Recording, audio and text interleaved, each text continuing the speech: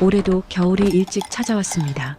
나는 목도리를 한 번 더 조여매고 낡은 빌라 계단을 천천히 올라갔습니다. 주머니 안에서 열쇠꾸러미가 서로 부딪히며 짤그랑거렸습니다. 그 소리가 내 마음속에서 튀어나오는 욕지거리 같았습니다. 세 달이야, 세 달. 나는 속으로 숫자를 세며 계단 벽을 짚었습니다. 201호, 연체 세 달. 내 수첩에는 붉은 동그라미가 3번이나 그려져 있었죠. 이번 달까지 안 내면 진짜 내쫓습니다. 아까 낮에 복도에서 마주쳤던 젊은 청년에게 나는 그렇게 말했었습니다. 그때 그 청년은 고개를 푹 숙이고 품에 안은 아기를 더 끌어안았죠. 죄송합니다. 애가 아파서 병원비를 먼저 내느라. 그 미안하다는 말이 이상하게도 더 거슬렸습니다. 사정 없는 사람이 어디 있나? 나도 한때는 사정투성이로 살았거든요. 그래서일까요? 나는 다른 사람 사정 듣는 게 더 싫어졌습니다. 201호 앞에 서자 문틈으로 희미한 불빛이 새어나왔습니다. 그 안에서 아기 울음소리가 날카롭게 복도를 찔렀습니다. 밤낮 없이 우는구만, 저 집. 나는 혀를 차며 숨을 골랐습니다. 그래도 올라왔으니 할 말은 해야 했죠. 주먹을 쥔 손으로 문을 세게 두드렸습니다. 201호. 문 여세요. 나야. 한 번, 두 번, 세 번. 아기 울음만 더 커질 뿐 안에서는 아무 대답이 없었습니다. 있는 거 다 아는데. 나는 짜증 섞인 숨을 내쉬고 문고리를 잡아 돌렸습니다. 기익. 문은 잠겨 있지 않았습니다. 나는 순간 멈칫했지만 곧바로 안쪽으로 한 발을 들였습니다. 방 안에서는 김도 나지 않았습니다. 보일러는 꺼져 있는지 차가운 공기가 얼굴을 때렸습니다. 작은 방 한가운데 젊은 청년이 앉아 있었습니다. 한쪽 팔로 아기를 꼭 끌어안고 다른 손으로는 컵을 부들부들 잡고 있었죠. 컵 안에는 우윳빛이 아닌 탁한 물빛이 살랑거렸습니다. 테이블 위에는 설탕 봉지가 몇 개 찢어져 나뒹굴었고 싱크대 위 분유통은 텅 비어 입을 벌리고 있었습니다. 할머니 죄송해요. 분유가 떨어져서. 애가 배가 고픈지 아무리 달래도 안 울음을 멈추네요. 청년의 목소리는 죄인처럼 작았습니다. 나는 한 발짝 더 다가가며 일부러 시선을 딱딱하게 세웠습니다. 그러니까 애를 낳았으면 책임을 져야지요. 월세도 못 내면서. 입 밖으로 나온 말은 차가웠지만 아기의 얼굴은 벌겋게 달아올라 있었습니다. 작은 손이 허공을 허우적거리며 울부짖고 있었죠. 그때였습니다. 청년이 맹물에 설탕을 타서 젓는 순간 컵을 쥔 오른쪽 손목이 램프 불빛 아래로 또렷이 드러났습니다. 나는 무심코 그 손목을 보는 순간 숨이 턱 막혔습니다. 마치 누가 내 가슴을 안에서 움켜쥐고 비트는 것 같았습니다. 청년의 희고 마른 손목 위에 붉은색의 반달 모양 점이 선명하게 박혀 있었기 때문입니다. 나는 그 자리에 굳어버렸습니다. 열쇠꾸러미가 손에서 미끄러져 바닥으로 떨어졌습니다. 차가운 타일 바닥 위에서 쇳소리가 멍하게 울렸습니다. 그 반달 모양 점, 30해 전 재래시장에서 잃어버린 내 5살짜리 아들 손목에도 똑같은 모양이 있었거든요. 나는 겨우 입술을 떼어냈습니다. 저기 자네 그 손목 그 점. 하지만 목소리는 내 것 같지 않았습니다. 떨리는 건 목소리뿐이 아니었습니다. 무릎이 후들거려 그대로 주저앉을 것만 같았습니다. 문을 박차고 올라왔던 내가 이제는 문 밖으로 한 걸음도 나갈 수 없게 되어버렸습니다. 그날 밤 나는 월세를 받으러 들어갔다가 30해 동안 묻어두었던 지옥문을 다시 여는 기분을 느끼고 있었습니다. 그게 내 인생이 송두리째 뒤집히는 첫 장면이었거든요. 그 손목의 반달을 본 순간 내 머릿속은 30해 전 그날로 거칠게 끌려 내려갔습니다. 아직 빌라 따위는 꿈도 못 꾸던 시절이었죠. 나는 시골 재래시장에서 떡과 국수를 팔며 하루하루를 버티고 있었습니다.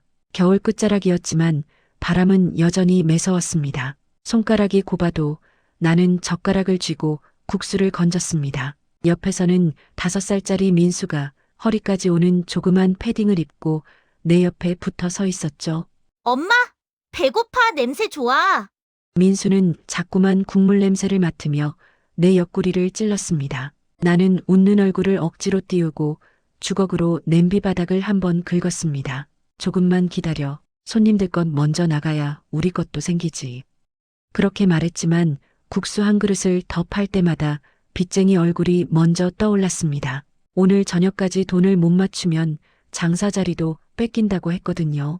이 돈만 모으면 서울 올라가서 방 하나는 얻을 수 있겠지. 나는 그렇게 스스로를 달래며 손님들 그릇만 채워주었습니다. 그때 시장 스피커에서 쩌렁쩌렁한 소리가 났습니다. 지금 특가 행사. 오늘까지만 반값입니다. 사람들이 우르르 한쪽으로 몰려갔습니다. 눈앞에서 사람들 어깨와 장바구니가 엉켜 움직였습니다. 잠시, 정말 잠시였습니다. 나는 국수 그릇을 내밀고 잔돈을 찾느라 고개를 숙였습니다. 그리고 다시 고개를 들었을 때 내 옆에 붙어 있어야 할 작은 패딩이 보이지 않았습니다. 민수야? 야, 민수야? 나는 국수 집게를 잡은 채 시장길을 두리번거렸습니다. 아까까지 내 손목을 잡고 있던 작은 손이 순식간에 공기 속으로 사라져버린 것 같았습니다. 혹시 여기 5살짜리 남자애 못 봤어요? 패딩 입고 여기 같이 있었는데 나는 장사하던 자리를 떠나 사람들 사이를 헤집고 다녔습니다. 가게마다 얼굴을 들이밀고 허공에 손을 뻗었습니다. 스피커에서는 또 다른 행사 방송이 흘러나왔지만 내 귀에는 아이 찾습니다라는 말만 들리고 있었습니다. 결국 나는 시장 관리소에 뛰어올라가 안내 방송을 부탁했습니다. 5살 남자아이. 이름은 민수. 파란 패딩 입었습니다. 엄마가 찾고 있습니다. 스피커로 흘러나오는 그 문장을 나는 거의 기도하듯이 들었습니다. 하지만 사람들은 물건을 고르느라 바빴고 흩어진 발걸음 사이로 내 아이의 그림자는 어디에도 보이지 않았습니다. 어두워질 때까지 나는 시장 골목을 다 훑었습니다. 경찰서에 가서도 혹시 이런 애 못 보셨어요? 하고 사진을 내밀었습니다. 돌아오는 대답은 늘 같았습니다. 조금 더 찾아보시죠. 연락 오면 알려드릴게요. 그날 밤 집으로 돌아오는 길에 내 품에는 아이 대신 장사 끝에 남은 떡 몇 개와 젖은 앞치마만 안겨 있었습니다. 집에 도착해 초를 켜고 나서야 나는 그제야 민수의 옷을 떠올렸습니다. 작은 손목에 박혀있던 붉은 반달 모양 점, 목욕시킬 때마다 엄마, 이거 다리야? 라며 웃던 아이. 나는 그 손목을 더 꽉 잡았어야 했습니다. 그날따라 왜 그렇게 돈 생각만 했는지 모르겠습니다. 그 이후로 나는 장사할 때 아이를 챙기지 않았습니다. 챙길 아이가 없었으니까요. 대신 돈을 챙겼습니다. 돈만 있으면 다는 아니어도 적어도 잃어버리지는 않을 거라 믿었죠. 그래서 나는 사람보다 숫자를 먼저 세는 인간이 되었습니다. 지금 이 빌라를 세 채나 가진 면도칼 소리 듣는 건물주 할머니가 된 것도 어쩌면 그날 시장에서 아이를 잃어버린 죄를 돈으로 가리려는 발악이었는지도 모르겠습니다. 그리고 30해가 지난 오늘 밤 내 눈앞에서 설탕물을 타던 청년의 손목 위에서 그때 그 반달이 다시 떠오르고 있었던 거죠. 201호 문 앞에 서서 청년의 손목을 바라보던 내 눈에는 30해 전 시장 바닥이 겹쳐 보였습니다. 하지만 눈앞의 아기는 지금도 울고 있었고 청년은 여전히 분유 대신 설탕물을 들고 있었습니다. 그 사실이 내 마음을 다시 현재로 끌어올렸습니다. 물이라도 좀 끓여요. 방이 얼어붙겠구먼. 나는 일부러 목소리를 낮게 깔고 그렇게 말했습니다. 그러고는 문을 나와 복도를 따라 천천히 걸어 내려왔습니다.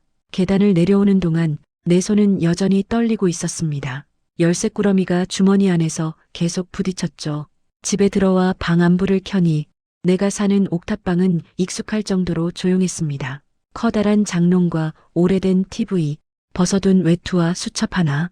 이 집에는 아이 장난감도 젖병도 누군가의 신발도 없었습니다. 나는 수첩을 꺼내 식탁 위에 펼쳤습니다. 각 호실마다 월세와 입금 날짜가 적혀 있었습니다.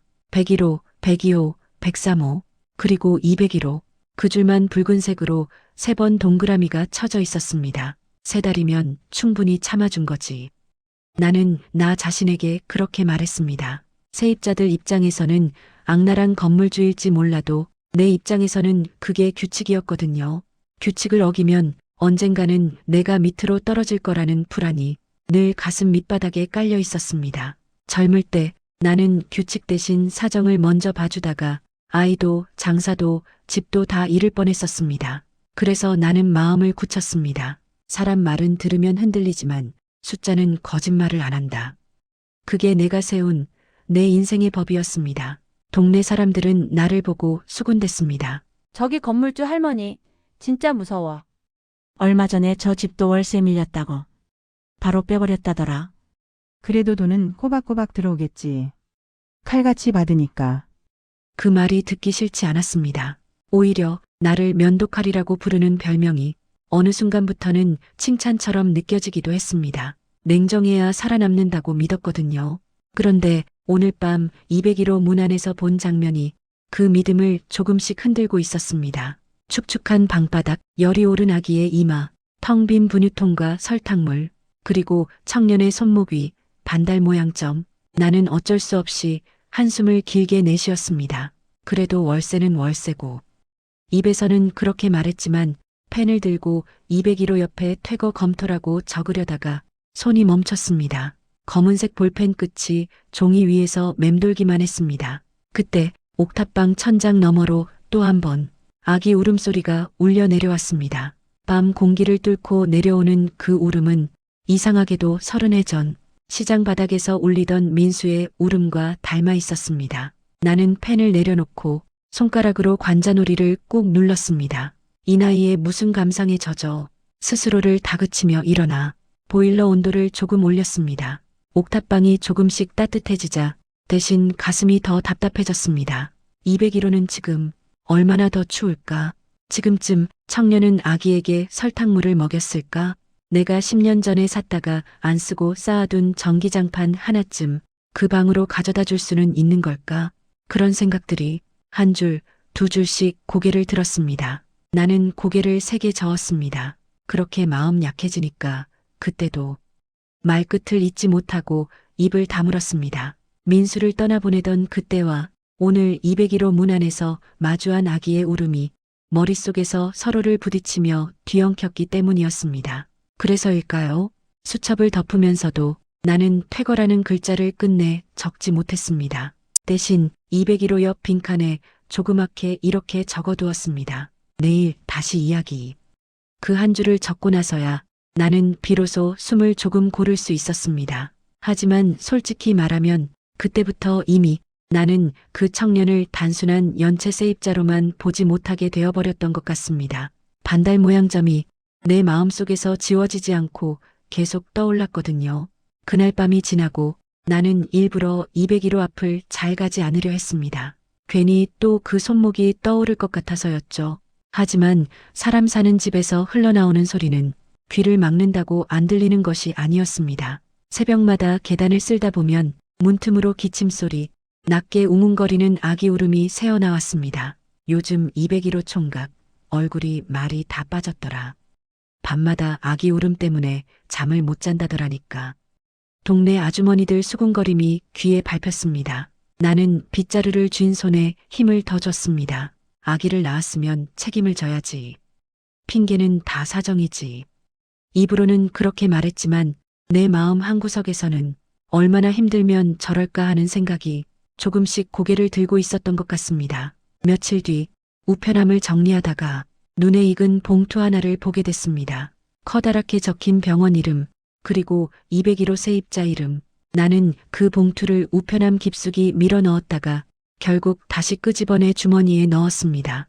그날 저녁 현관 앞에서 청년을 마주쳤을 때 나는 일부러 아무렇지 않은 척 봉투를 내밀었습니다. 이거 우편함에 꽂혀 있더군.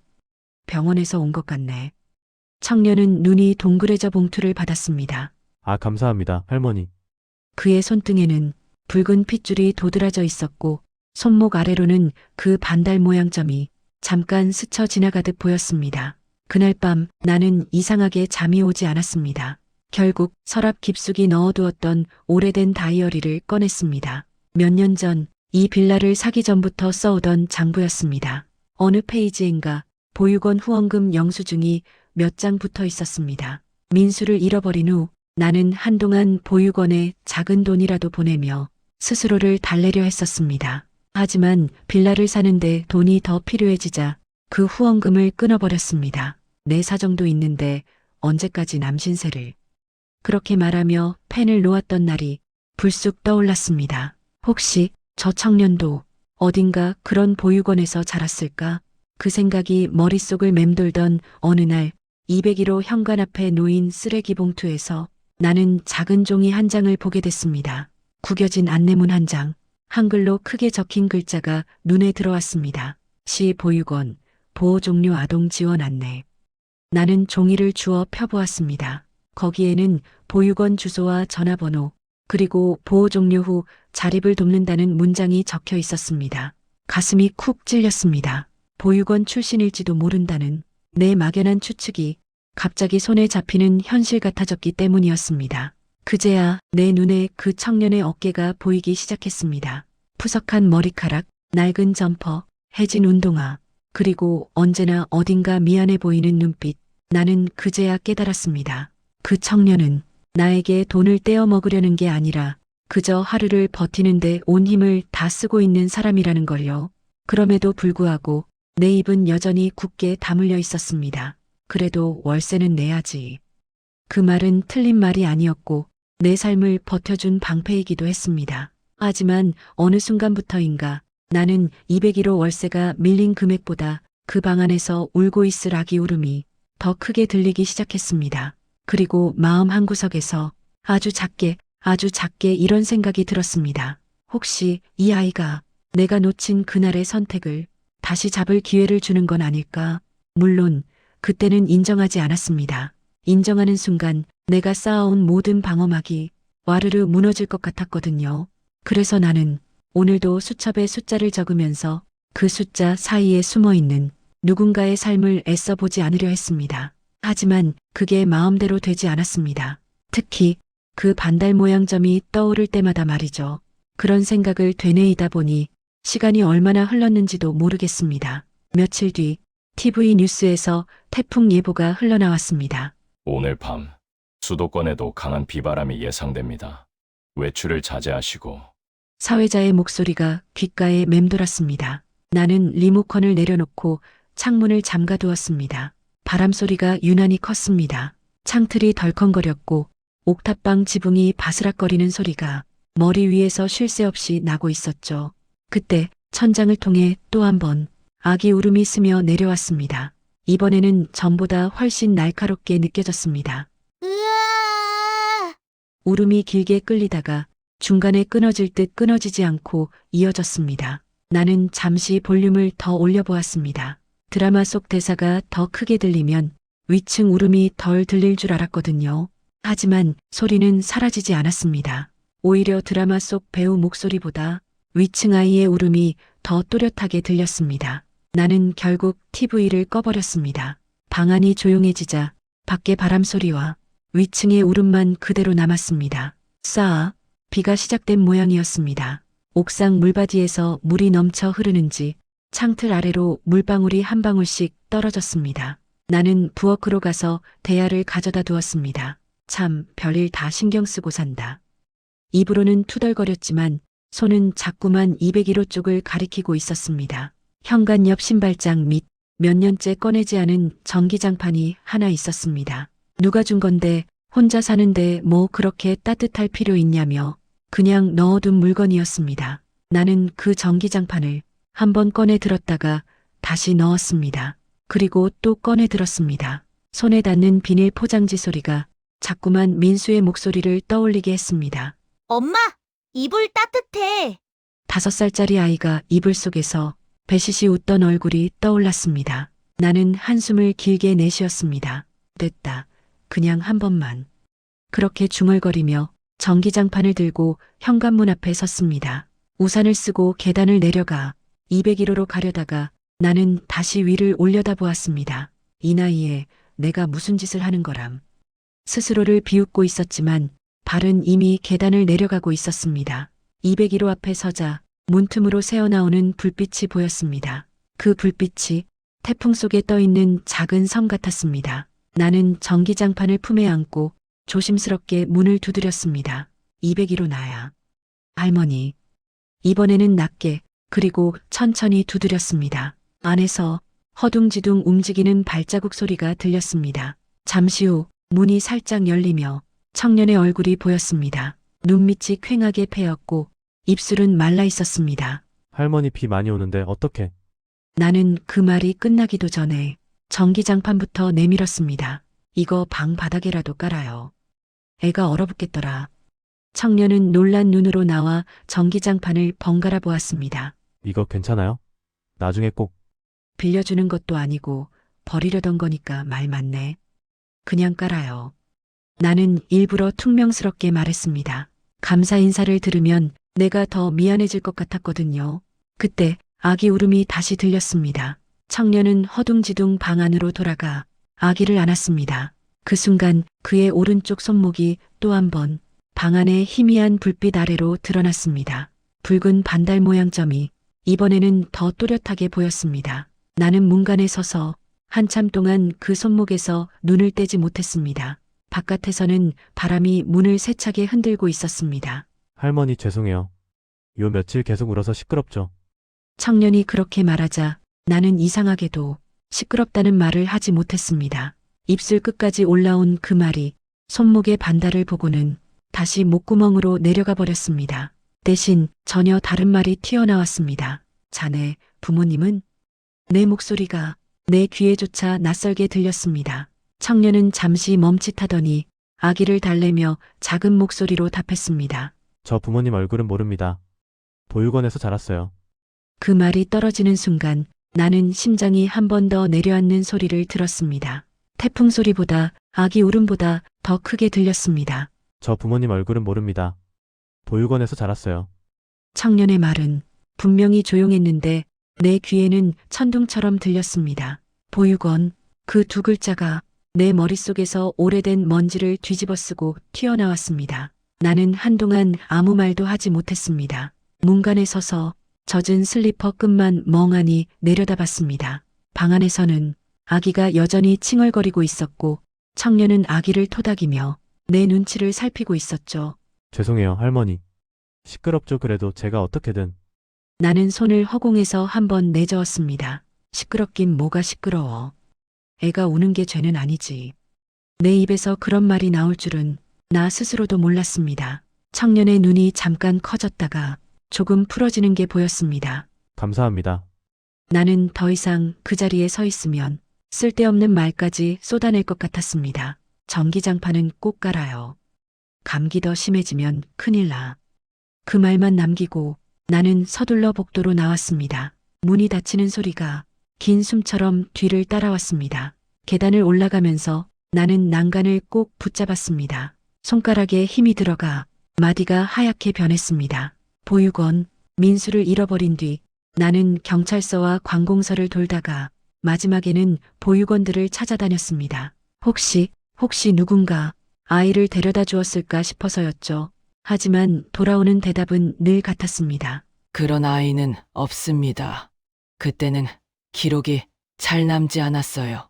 몇 번이나 허탕을 치고 돌아다니다가 나는 결국 찾는 일을 멈춰버렸습니다. 산 사람은 살아야 한다. 누군가 해준 그 말 뒤에 숨으면서요. 옥탑방 문을 열고 들어와 나는 그대로 신발도 벗지 않은 채 문간에 멈춰 섰습니다. 심장이 규칙적으로 뛰지 않았습니다. 톡툭 하는 식으로 어디에 걸려 넘어지는 것 같았습니다. 한참을 서 있다가 나는 천천히 방 안으로 걸어 들어갔습니다. 장롱 옆 벽 쪽에 밀어둔 상자 하나가 눈에 들어왔습니다. 갈색 테이프가 군데군데 뜯겨나간 오래된 종이 상자. 나는 그 상자를 10년 넘게 손대지 않았습니다. 안에 뭐가 들었는지 모를 리 없었습니다. 민수 옷, 민수 사진, 민수 장난감. 눈을 감아도 어디에 무엇이 들어있는지 손이 먼저 기억하고 있을 정도였습니다. 나는 상자 앞에 쪼그려 앉았습니다. 무릎이 시려왔지만 일어나고 싶지 않았습니다. 손을 뻗어 먼지 쌓인 뚜껑 위에 올렸습니다. 손바닥에 먼지가 묻어 회색 가루가 떨어졌습니다. 뚜껑을 열기만 하면 30해 동안 밀어두었던 것들이 한꺼번에 쏟아져 나올 것 같았습니다. 그게 두려웠습니다. 만약 지금 위층에 있는 그 청년이 민수가 아니라면 혹은 맞는다면 두 경우 모두 감당할 수 없을 것 같았습니다. 그래서 나는 손을 뚜껑 위에 올려둔 채 한참 동안 움직이지 못했습니다. 천장 너머로 또 한 번 아기 울음이 희미하게 들려왔습니다. 이번에는 민수가 울던 소리와 어디가 다른지 구분할 수 없었습니다. 나는 결국 작게 중얼거렸습니다. 민수야, 내가 아니라면 왜 자꾸 내 앞에 이런 일이 생기겠니? 목소리가 방 안에서 부딪혀 돌아왔습니다. 나는 깊게 숨을 들이쉬었습니다. 그리고 아주 조금, 정말 조금만 상자 뚜껑을 들어 올렸습니다. 안쪽 어둠 속에서 연한색 천 조각이 살짝 모습을 드러냈습니다. 손바닥만 한 크기, 희미하게 누렇게 바랜 천. 나는 아직 그걸 꺼내들 용기가 나지 않았습니다. 그냥 뚜껑을 반쯤 연 채 멈춰 서 있었습니다. 어쩌면 내 인생에서 가장 길었던 정적이었죠. 그때 식탁 위에 두었던 휴대폰이 갑자기 진동을 울렸습니다. 나는 흠칫 놀라 상자를 덮고 휴대폰으로 걸어갔습니다. 화면에는 익숙한 이름 하나가 떴습니다. 시 보육원. 예전에 후원 전화를 주고받던 그 번호였습니다. 나는 휴대폰을 쥔 손에 온 힘을 다 실었습니다.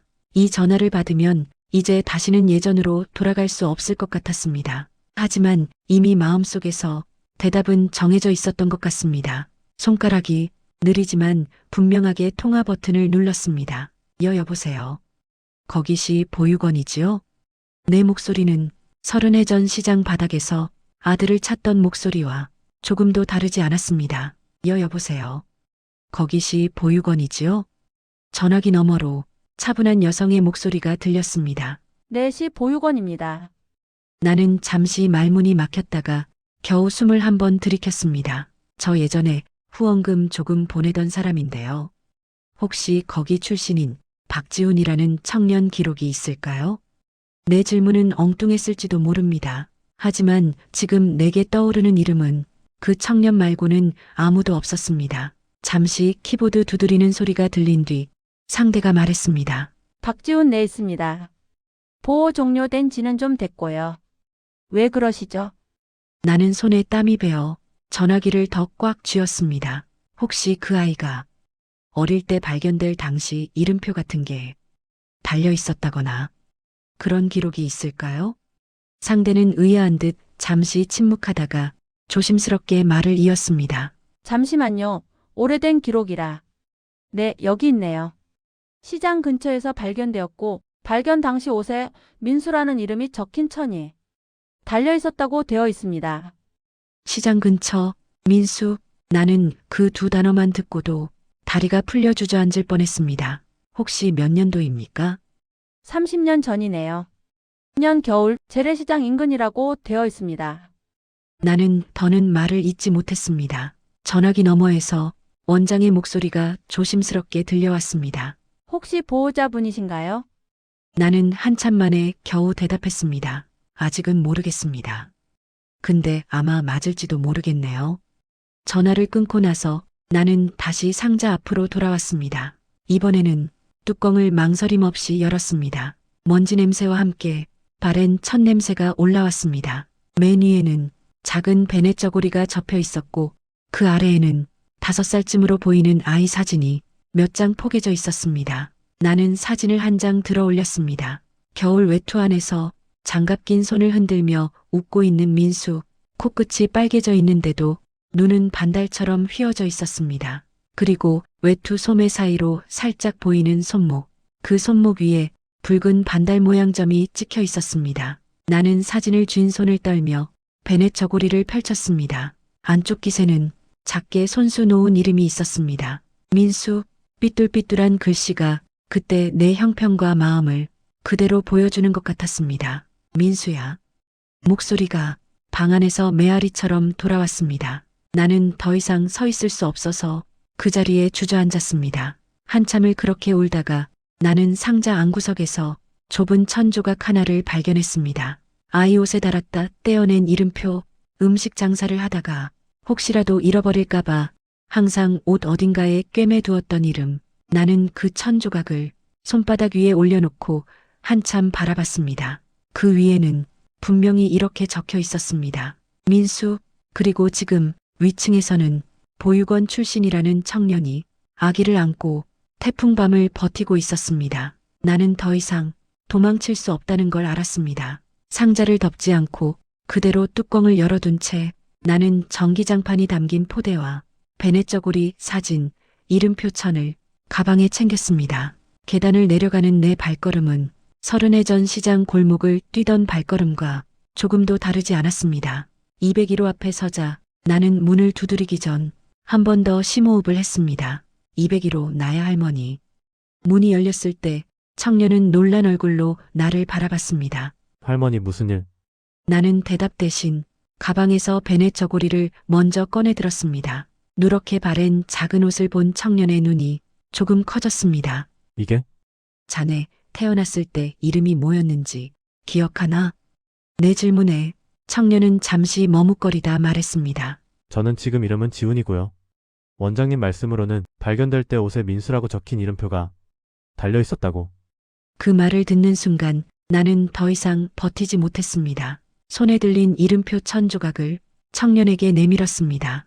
이거 내가 30해 전에 내 아이 옷에 달아줬던 거야. 청년의 시선이 1000조각과 내 얼굴 사이를 오갔습니다. 나는 떨리는 목소리로 마지막 확인을 구했습니다. 자네 오른쪽 손목 좀 다시 보여줄 수 있겠나? 청년은 무슨 뜻인지 모르겠다는 얼굴로 아기를 왼팔로 옮겨 안고 오른쪽 소매를 걷어 올렸습니다. 방 안 조명 아래 붉은 반달 모양 점이 또렷하게 드러났습니다. 나는 그 자리에서 그냥 무너져 내렸습니다. 민수야. 입 밖으로 새어나온 이름은 30해 동안 단 한 번도 입에 올리지 못한 이름이었습니다. 청년의 눈이 흔들렸습니다. 내가 내 아들이라면 나는 30해 동안 내 어머니라는 걸 숨기고 산 죄인이 되는 거지. 그 말과 함께 내 눈에서는 멈출 줄 모르는 눈물이 터져 나왔습니다. 그리고 눈앞의 청년도 멍하니 나를 바라보며 입술을 달달 떨고 있었습니다. 저 정말 제 어머니세요? 그 질문에는 아직 제대로 답하지 못했습니다. 대신 나는 서툰 손으로 그 아이 이제는 어른이 된 내 아들의 손목을 조심스럽게 잡았습니다. 30해 전 놓쳐버린 그 작은 손목을 다시 쥔 순간이었으니까요. 그날 밤 201호 방 안공기는 태풍 소리와는 다른 울음소리로 가득했습니다. 청년도 나도 둘 다 말을 잇지 못하고 겨우 숨만 몰아쉬고 있었죠. 나는 먼저 아기 쪽으로 다가갔습니다. 작은 이불 안에서 붉게 달아오른 얼굴로 끊어질 듯 숨을 쉬고 있는 아이. 얘 이름은 뭐라고 했지? 내가 조심스레 묻자 청년이 떨리는 목소리로 답했습니다. 민준이요, 제 아들입니다. 나는 그 아이의 이마에 손을 얹었습니다. 손끝에 닿은 열기가 깜짝 놀랄 만큼 뜨거웠습니다. 민준아, 외할머니가 왔다.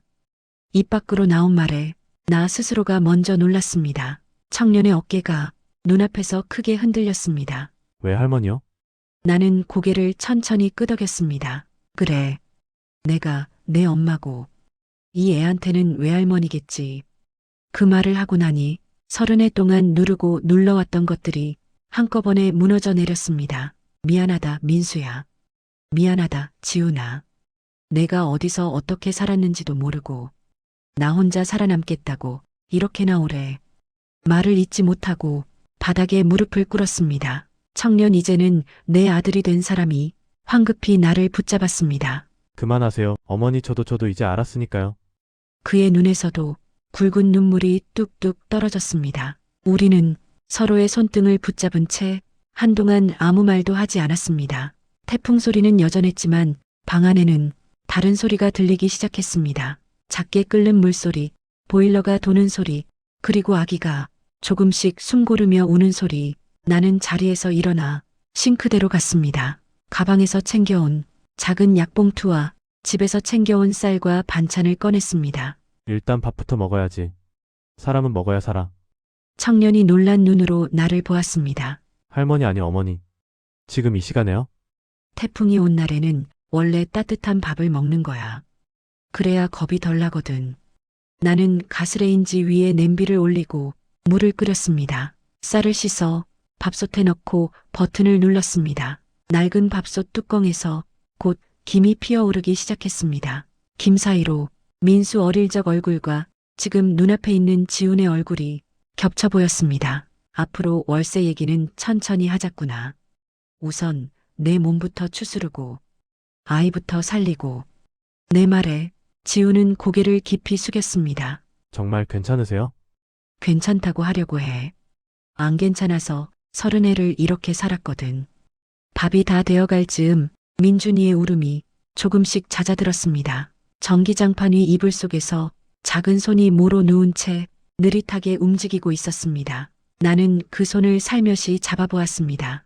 작고 따뜻한 손, 이번에는 절대로 놓치고 싶지 않은 손이었습니다. 식탁 위에는 김이 모락모락 나는 밥과 국, 조촐한 반찬 몇 개가 올려졌습니다. 나는 숟가락을 들었다가 먼저 두 사람을 바라봤습니다. 자, 우리 밥부터 먹자. 울음은 밥 먹고 나서 해도 늦지 않아. 지훈이 웃음인지 울음인지 모를 표정으로 겨우 웃음을 지었습니다. 네, 어머니. 그 한마디가 30해 동안 비어있던 자리를 단번에 채워주는 것 같았습니다. 바깥 태풍 소리는 여전히 창문을 두드리고 있었지만 201호 방 안에는 오랜만에 사람 사는 냄새가 났습니다. 밥 냄새, 국 냄새, 아기 전 냄새, 그리고 눈물 냄새까지 나는 속으로 아주 조용히 다짐했습니다. 이제부터라도 나는 이 아이들 곁을 절대 놓치지 않을 거다. 그리고 마음 한편에서 누군가가 내게 이렇게 말해주는 것 같았습니다. 늦었지만 그래도 다시 시작해보라고. 그래서 그날 밤 나는 월세 수첩 대신 식탁 위 가족 3사람의 얼굴을 먼저 세어보며 하루를 마무리했습니다. 그게 내가 다시 받은 두 번째 인생이었거든요.